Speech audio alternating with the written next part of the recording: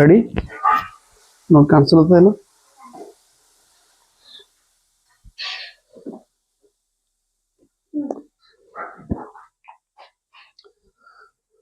ಕರುನಾಡಿಗೆ ನಮಸ್ಕಾರ.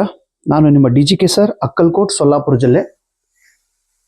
ಕೆಸೆಟ್ 2025 ಈ ಪರೀಕ್ಷೆ ಕುರಿತು ಇವಾಗಲಿಂದ ನಾವು ಪ್ರಾರಂಭ ಮಾಡಿದ್ದೇವೆ ಅಧ್ಯಯನ ಮಾಡುವ ಸಲುವಾಗಿ. ಇದರಲ್ಲಿ ಪೇಪರ್ ನಂಬರ್ 1 ಟೀಚಿಂಗ್ ಅಪ್ಟಿಟ್ಯೂಡ್. ಈ ಪತ್ರಿಕೆಯಲ್ಲಿ ಮೊದಲನೇ ಯೂನಿಟ್ ಟೀಚಿಂಗ್ ಅಪ್ಟಿಟ್ಯೂಡ್. ಇದರಲ್ಲಿ ಒಂದು 100 ಇಂಪಾರ್ಟೆಂಟ್ ಕನ್ಸೆಪ್ಟ್ಗಳು ಬರುತ್ತವೆ. ದಯವಿಟ್ಟು ಈ 100 ಕನ್ಸೆಪ್ಟ್ಗಳು ನಿಮ್ಮ ತಾವು ನೆನಪಿನಲ್ಲಿ ಇಟ್ಟುಕೊಳ್ಳಬೇಕು.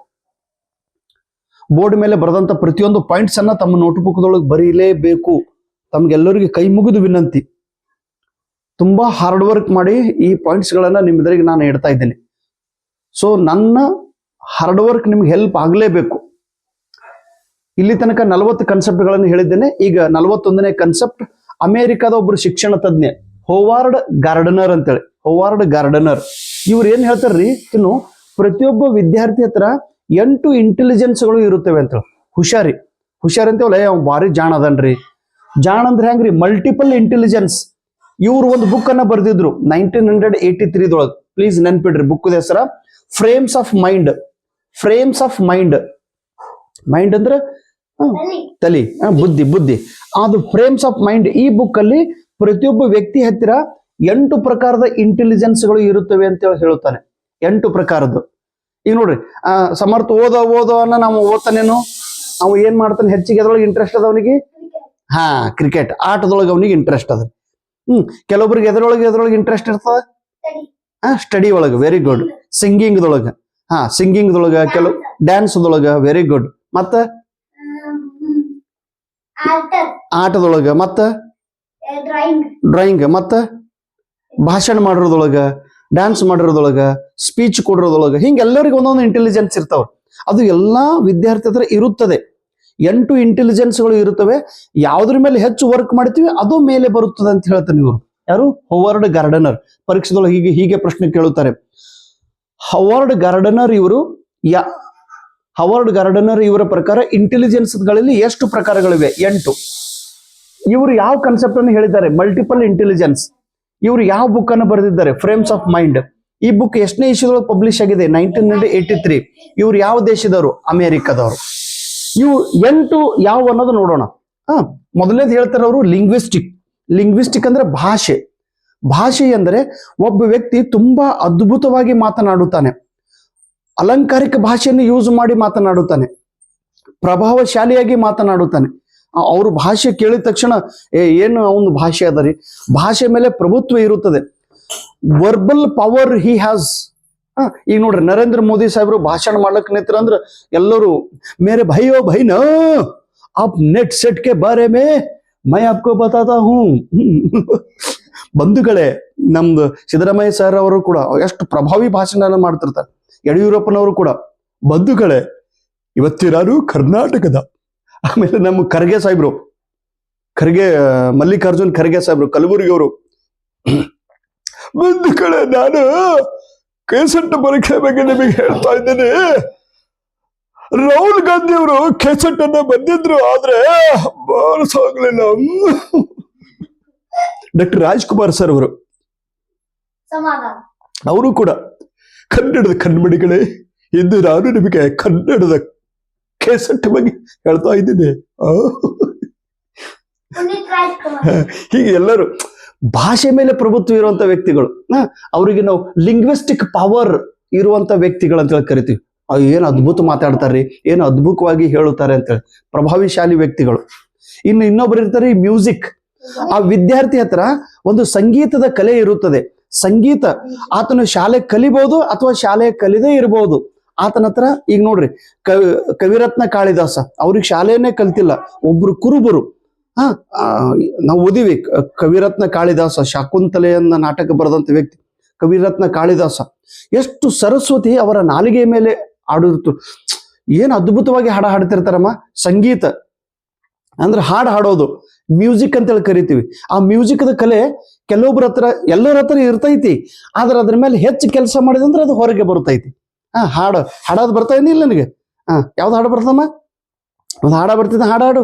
ಬೆಂಗಳೂರಿಗೆ ಬಂದೇನೆ ಬಂದೀನಿ ಗೆದ್ದೀನಿ ಕಪ್ಪವಾದರ ಒಯ್ತೀನಿ ಏಯಪ್ಪೋ ನಿಮ್ಗೆ ಗೊತ್ತಾಗಿದೇನ್ರಿ ಇದು ಹಾ ಬಂದೇನೆ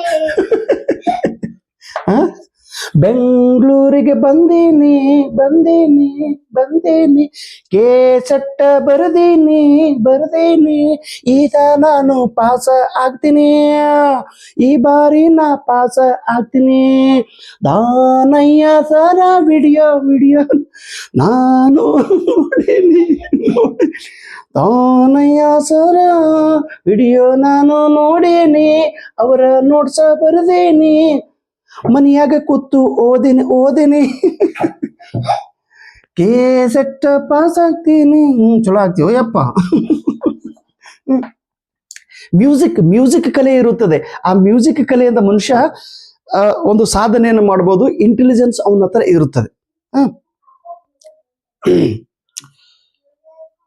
ಅನಾಥ ಮಗುವಾದೆ ನಾನು ನೆಟ್ಟನು ಸೆಟ್ಟನು ಇಲ್ಲ ಕೆಸೆಟ್ಟು ನೆಟ್ಟನೂ ಇಲ್ಲ ಅನಾಥ ಮಗುವಾದೆ ನಾನು ಅತ್ಲಾಗ ಆ ಸೆಟ್ಟು ಇತ್ಲಾಗೆ ಈ ನಟ್ಟು ಯಾವತ್ತು ಇರಬಾರ್ದು ರೀ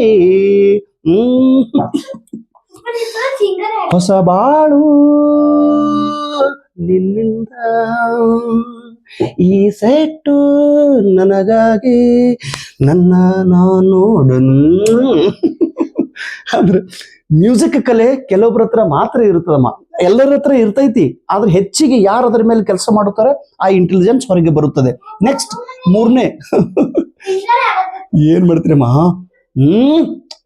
ಅಜ್ಜುರ ಮನಿ ನಾನು ಲಾಜಿಕಲ್ ಮ್ಯಾಥಮೆಟಿಕ್ ಗಣಿತಕ್ಕೆ ಸಂಬಂಧಿಸಿದ ಆ ಲಾಜಿಕಲ್ ಮ್ಯಾಥಮೆಟಿಕದ ಕನ್ಸೆಪ್ಟ್ಗಳು ನಂಬರ್ಗಳು ಆ ನಂಬರ್ಗೆ ರಿಲೇಟೆಡ್ ಇರುವಂತಹ ರಿಲೇಷನ್ಗಳು ಇದರ ಬುದ್ಧಿ ಅಂದ್ರೆ ಗಣಿತಕ್ಕೆ ತಾರ್ಕಿಕ ಗಣಿತದ ನಾಲೆಜ್ ವಿದ್ಯಾರ್ಥಿ ಹತ್ರ ಇರುತ್ತದೆ ಅವರು ಮ್ಯಾಥಮೆಟಿಕ್ಸ್ ತುಂಬಾ ಇಂಟೆಲಿಜೆಂಟ್ ಆಗಿರುತ್ತಾರೆ ಆಮೇಲೆ ನ್ಯಾಚುರಲಿಸ್ಟಿಕ್ ಇಂಟೆಲಿಜೆನ್ಸ್ ಅಂದ್ರೆ ಈ ನಿಸರ್ಗಕ್ಕೆ ಸಂಬಂಧಿಸಿದ ಒಂದು ಜ್ಞಾನ ನಿಸರ್ಗಕ್ಕೆ ಸಂಬಂಧಿಸಿದ ಬುದ್ಧಿ ಮತ್ತೆ ನಿಸರ್ಗಕ್ಕೆ ಸಂಬಂಧಿಸಿದ ಹೆಚ್ಚಿನ ಆಸಕ್ತಿ ಕೆಲವೊಬ್ಬರ ಹತ್ರ ಇರುತ್ತದೆ ಎಲ್ಲರ ಹತ್ರ ಇರುತ್ತದೆ ಆದ್ರೆ ಹೆಚ್ಚಿಗೆ ಕೆಲವೊಬ್ಬರ ಹತ್ರ ಇರುತ್ತದೆ ನೋಡ್ರಿ ನಾನು ಇಲ್ಲೇ ಒಂದು ಗಿಡಗಳಲ್ಲಿ ಹಚ್ಚೀನ್ರಿ 1-2 ಗಿಡಗಳನ್ನು ಹಚ್ತಿರ್ತೀನಿ ಪಕ್ಷಿಗಳಿಗೆ ಸ್ವಲ್ಪ ನೀರು ಹಾಕೋದು ಕೆಲಸ ಮಾಡ್ತೀವಿ ಪ್ರಾಣಿಗಳ ಮೇಲೆ ನಿಸರ್ಗದ ಮೇಲೆ ಪ್ರೀತಿಯನ್ನ ತೋರಿಸ್ತೀವಿ ಆದ್ರೆ ಕೆಲವೊಬ್ರು ಅತಿ ಹೆಚ್ಚಾಗಿ ಕೆಲಸ ಮಾಡುತ್ತಾರೆ ಈಗ ಸಾಲು ಮರದ ತಿಮ್ಮಕ್ಕ ನೇಚರ್ ಬಗ್ಗೆ ತಮ್ಮ ಜೀವನವನ್ನೇ ಸಮರ್ಪಣೆ ಮಾಡಿದವರು ಹೀಗಾಗಿ ಅವ್ರ ಹತ್ರ ನ್ಯಾಚುರಲಿಸ್ಟಿಕ್ ಇಂಟೆಲಿಜೆನ್ಸ್ ತುಂಬಾ ಹೆಚ್ಚಿದೆ ಮಕ್ಕಳು ಆಗಿಲ್ಲ ಅಂತ ತಿಳ್ಕೊಂಡು ಗಿಡಗಳನ್ನೇ ತನ್ನ ಮಕ್ಕಳು ಅಂತ ತಿಳ್ಕೊಂಡು ಆ ಮರಗಳನ್ನ ಆ ಗಿಡಗಳನ್ನ ಹಚ್ಚಿ ಅವುಗಳನ್ನ ಸಾಕಿ ಅವುಗಳನ್ನ ಸಲುವಿ ಅವುಗಳನ್ನ ಬೆಳೆಸಿ ದೊಡ್ಡ ಮರವನ್ನಾಗಿ ಮಾಡಿದ್ದಾರೆ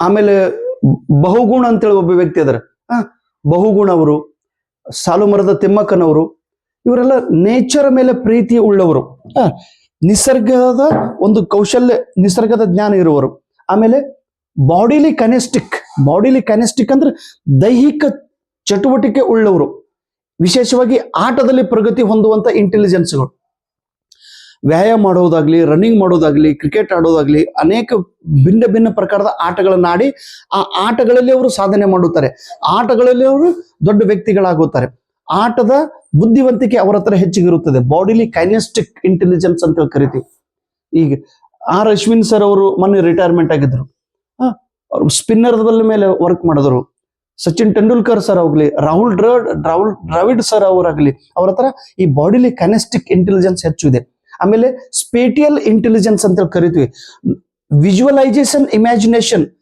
ಒಂದು ಚಿತ್ರ ನೋಡಿ ಅದ್ರ ಬಗ್ಗೆ ಕಲ್ಪನೆ ಉಂಟಾಗುತ್ತದೆ ವ್ಯಕ್ತಿಗಳ ಹತ್ರ ವಿಜುವಲ್ ದೃಶ್ಯದ ಶಕ್ತಿ ಈಗ ಸ್ಪೇಟಿಯಲ್ ಈಗ ಡ್ರಾಯಿಂಗ್ ತೆಗೆಯೋದಾಗ್ಲಿ ಅಥವಾ ಚಿತ್ರ ಬಿಡಿಸೋದಾಗ್ಲಿ ಅಥವಾ ಚಿತ್ರ ನೋಡಿ ಅದರ ಬಗ್ಗೆ ವರ್ಣನೆ ಮಾಡೋದು ಇಲ್ಲಿ ಕವಿಗಳು ವರ್ಣನೆ ಮಾಡುತ್ತಾರೆ ಆದ್ರೆ ನಿಸರ್ಗದ ಒಂದು ಚಿತ್ರ ಡ್ರಾಯಿಂಗ್ ಅನ್ನ ಪೇಂಟಿಂಗ್ ಮಾಡುವಂತ ಸ್ಪೇಟಿಯಲ್ ಆ ಇಂಟೆಲಿಜೆನ್ಸ್ ಇದರಲ್ಲಿ ಬರುತ್ತದೆ ಇಂಟರ್ ಪರ್ಸನಲ್ ಇಂಟೆಲಿಜೆನ್ಸ್ ಎರಡು ವ್ಯಕ್ತಿಗಳ ನಡುವೆ ಘನಿಷ್ಠ ಸಂಬಂಧ ಇರುತ್ತಿದ್ದಾರೆ ನೋಡ್ರಿ ಕೆಲವೊಬ್ರು ಎಲ್ಲರ ಜೊತೆಗೆ ಪ್ರೀತಿ ಅನ್ಯೋನ್ಯದಿಂದ ಇರುತ್ತಿರುತ್ತಾರೆ interpersonal relation. Interpersonal ಅಂದ್ರೆ ಗಂಡ ಹೆಂಡತಿ ಒಳ್ಳೆಯ ರಿಲೇಷನ್, ಅಪ್ಪ ಮಗಳು ಒಳ್ಳೆಯ ರಿಲೇಷನ್, ಗೆಳೆಯ ಒಳ್ಳೆಯ ರಿಲೇಷನ್, ಹೆಡ್ ಮಾಸ್ಟರ್ ಟೀಚರ್ ಒಳ್ಳೆಯ ರಿಲೇಷನ್, ಸಮಾಜದೊಳಗ ಗೆಳೆಯರ ಜೊತೆಗೆ ಒಳ್ಳೆಯ ರಿಲೇಷನ್. ಏನ್ರಿ ಅವ್ರು ಭಾಳ ಒಳ್ಳೆಯವದನ್ರಿ, ಎಲ್ಲರ ಜೊತೆಗೆ ಎಷ್ಟು ಅನ್ಯೋನ್ಯವಾಗಿ ಪ್ರೀತಿಯಿಂದ. ಈಗ ನಮ್ಮ ಪುನೀತ್ ರಾಜ್ಕುಮಾರ್ ಸರ್ ಅವರ inter personal connection is very strong. ಎಂತ ಸ್ಟ್ರಾಂಗ್ ಬಾಂಡಿಂಗ್ ಇತ್ತು, ಯಾರ ಜೊತೆಗೆ ಅವ್ರು ಮಾತಾಡುತ್ತಾರೋ ಅವ್ರ ಜೊತೆಗೆ ಅವ್ರು ಕನೆಕ್ಟ್ ಆಗಿ ಇರುತ್ತಿರ್ತಿದ್ರು. ಅಷ್ಟೊಂದು ಇಂಟರ್ ಪರ್ಸನಲ್ ವ್ಯಕ್ತಿಯ ನಡುವೆ ಇರುವಂತ ಸಂಬಂಧ ಒಳ್ಳೆಯದಾಗಿದ್ದರೆ, ಪ್ರಭಾವಶಾಲಿಯಾಗಿದ್ದರೆ, ಗುಣಮಟ್ಟದ್ದಾಗಿದ್ದರೆ ಅದಕ್ಕೆ ಇಂಟರ್ ಪರ್ಸನಲ್ ಇಂಟೆಲಿಜೆನ್ಸ್ ಎಂದು ಕರೆಯುತ್ತಾರೆ. ಇನ್ನೊಂದು intra personal intelligence. Intra personal ಅಂದ್ರೆ ಇವರು ನಾನು ನನ್ನ ಜೊತೆಗೆ ಇರುವಂತ ಸಂಬಂಧ, ನಾನು ನನ್ನ ಜೊತೆಗೆ ಮಾತನಾಡುತ್ತಿದ್ದಾರೆ, ನಾನು ನನ್ನ ಜೊತೆಗೆ ವರ್ಣನೆ ಮಾಡುತ್ತಿದ್ದಾರೆ, ನಾನು ನನ್ನ ಜೊತೆಗೆ ವರ್ತಿಸುತ್ತಿದ್ದಾರೆ, ನಾನು ನನ್ನ ಜೊತೆಗೇನೆ ನಾನು ಸಂಬಂಧ ಇಡುತ್ತಿದ್ದಾರೆ. ಸಂಬಂಧ ಅಂದ್ರೆ ನಾನು ನನ್ನ ಜೊತೆಗೇನೆ ಮಾತಾಡೋದು, ನಾನು ನನ್ನ ಜೊತೆಗೇನೆ ವರ್ಣನೆ ಮಾಡೋದು. ಇಂಟ್ರಾ ಪರ್ಸನಲ್ ಧ್ಯಾನ ಮಾಡೋದು, ದೇವರಿಗೆ ನಮಸ್ಕಾರ ಮಾಡೋದು, ಶಾಂತವಾಗಿರೋದು, ಒಬ್ಬನೇ ಇರೋದು, ಸ್ವಯಂ ಕೇಂದ್ರಿತವಾಗಿ ಇರುವಂತ ಕೆಲವೊಬ್ಬರು ವ್ಯಕ್ತಿಗಳು ಇರ್ತಿರ್ತಾರೆ. ಅವ್ರು ಹೆಚ್ಚು ಅವ್ರ ಜೊತೆ ಇವ್ರ ಜೊತೆ ಹೆಚ್ಚು ಮಾತಾಡಂಗಿಲ್ಲ. ಅವರು ಅಲೋನ್ ಇರುತ್ತಾರೆ, ಆದರೆ ಪ್ರಭಾವಶಾಲಿಯಾಗಿರುತ್ತಾರೆ. ಇಂಟ್ರಾ ಪರ್ಸನಲ್ ಕೂಡ ಇರ್ತೀವಿ. ಇದು ಕೂಡ ಒಂದು ಇಂಟೆಲಿಜೆನ್ಸ್ ಪವರ್ ಇದೆ. ಸೊ ಈ ರೀತಿ 8 ಇಂಟೆಲಿಜೆನ್ಸ್ ಪವರ್ಗಳನ್ನ ಪ್ಲೀಸ್ ನೆನಪಿಡ್ರಿ. ಆಮೇಲೆ ಹವಾರ್ಡ್ ಗಾರ್ಡನರ್ ಇವರು ಇಂಟೆಲಿಜೆನ್ಸ್ ಬಗ್ಗೆ ಒಂದು ಡೆಫಿನೇಷನ್ ಅನ್ನ ಹೇಳಿದ್ದಾರೆ. ದಯವಿಟ್ಟು ಆ ಡೆಫಿನೇಷನ್ ಅನ್ನ ತಾವೆಲ್ಲರೂ ನೆನಪಿನಾಗ ಇಟ್ಕೊಳ್ಬೇಕು. ಏನ್ ಹೇಳ್ತಾರೆ? Intelligence means what? Please remember this sentence. Biopsychological potential. ಒಬ್ಬ ವ್ಯಕ್ತಿ ಹತ್ತಿರ ಬಯೋಲಾಜಿಕಲ್ ಮತ್ತು ಸೈಕಾಲಜಿಕಲ್, ಶಾರೀರಿಕ ಮತ್ತು ಮಾನಸಿಕ ಸಾಮರ್ಥ್ಯ ಇರುತ್ತದೆ ಪ್ರತಿಯೊಬ್ಬರ ಹತ್ರ. Biological and psychological potential. ಅದನ್ನ ಏನ್ ಮಾಡಬೇಕು? To process imagination. ಇಮ್ಯಾಜಿನ್ ಅಂದ್ರೆ ಕಲ್ಪನೆ ಮಾಡುವ ಸಲುವಾಗಿ ಬಯೋಲಾಜಿಕಲ್ ಮತ್ತು ಸೈಕಾಲಜಿಕಲ್ ಪೊಟೆನ್ಷಿಯಲ್ ಅನ್ನ ಸಹಕಾರವನ್ನು ನೀಡಬೇಕು. ಎದರ ಸಲುವಾಗಿ? Can be activated in a cultural setting. ಒಂದು ಸಾಂಸ್ಕೃತಿಕ ಹಿನ್ನೆಲೆಯಲ್ಲಿ ಒಂದು ಕಲ್ಪನೆಯನ್ನು ವರ್ಣನೆ ಮಾಡಬೇಕು, ಒಂದು ಕಲ್ಪನೆಯನ್ನು ನಿರ್ಮಾಣ ಮಾಡಬೇಕು. ಎದ್ರ ಸಲುವಾಗಿ? To solve problems, to create product that are of values in a culture. ಒಂದು ಸಂಸ್ಕೃತಿಗೆ ಮೌಲ್ಯಯುತವಾದ ಘಟಕವನ್ನು ನಿರ್ಮಾಣ ಮಾಡೋದು ಅಂದ್ರೆ ಒಂದು ಪ್ರಾಬ್ಲಮ್ಸ್ ಅನ್ನ ಕಡಿಮೆ ಮಾಡಿ ಅದರಿಂದ ಒಂದು ಒಳ್ಳೆಯ ಉತ್ಪಾದನೆಯನ್ನು ಕೊಡುವುದು. ಇದಕ್ಕೆ ಇಂಟೆಲಿಜೆನ್ಸ್ ಎಂದು ಕರೆಯುತ್ತಾರೆ. ದಯವಿಟ್ಟು as it is English definition ತಾವು ನೆನಪಿನಲ್ಲಿ ಇಟ್ಟುಕೊಳ್ಬೇಕು. Biopsychological potential to process imagination that can be activated in a cultural setting to solve problems, to create product that are of values in a culture. So thank you so much. ಈ concept ತುಂಬಾ important ಆಗಿದೆ. ದಯವಿಟ್ಟು ನೆನಪಿಡ್ರಿ. You will get the marks ಬಂದೇ ಬರ್ತೈತಿ. You will get the result. ನೀವು pass ಆಗ್ತೀರಿ. Okay, KCET pass ಆಗಲೇಬೇಕು. ಆ ಹಠ, ಆ ಛಲ ನಿಮ್ಮ ಹತ್ರ ಇರ್ಲಿ ಅನ್ನೋತ ಹೇಳುತ್ತಾ, ಈ ಬಾರಿ ನಾನು KCET ಬರಿತೀನಿ ಫೇಲ್ ಆಗಿ ಹೊಯ್ಕೋತೀನಿ. ಮನೇನು ಹೊಯ್ಕೋತಾರ. ಪರೀಕ್ಷೆ ಪಾಸ್ ಆಗಲಿಲ್ಲ ಅಂದ್ರೆ ನೀವು ಹೊಯ್ಕೊಳ್ಬಿಡ, ಜಾಡ್ಸಿ ಒದಿತಾರ ಅವರು. ಜಾಡಿಸಿ ಒದ್ದರು ಫೇಲ್ ಆಗಿ ಬಿದ್ದರು ಅಲ್ಲಿ ಇಲ್ಲಿ ಒದ್ದೆಡ್ದು ನಾನು